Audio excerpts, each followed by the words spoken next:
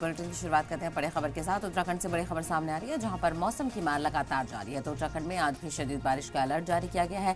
उत्तराखंड में बारिश का येलो अलर्ट जारी किया गया है।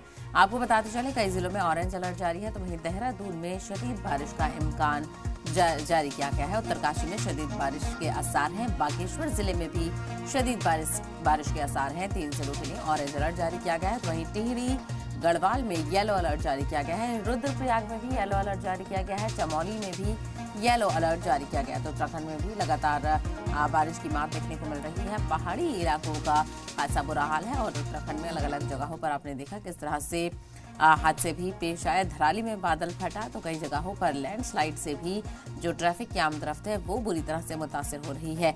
जो नदियां हैं उनका वाटर लेवल लगातार बढ़ रहा है और साथ ही साथ कई जगहों पर जो सड़क रास्ता है वो भी मुनक़ते हो गया है। ऐसे में लोगों को खासा परेशानी का सामना करना पड़ रहा है। वहीं महकमा मौसमियात ने फिर से अलर्ट जारी किया है और लोगों को वार्न किया है कि वो एहतियात बरतें और जैसे ही किसी भी हादसे की जानकारी मिले तो फौरन अपनी जगहों से मुंतकिल हो जाए। तो उत्तराखंड में बारिश का येलो अलर्ट जारी किया गया है। कई जिलों में ऑरेंज अलर्ट जारी है। तो अभी भी बारिश का सिलसिला यूं ही बरकरार रहेगा।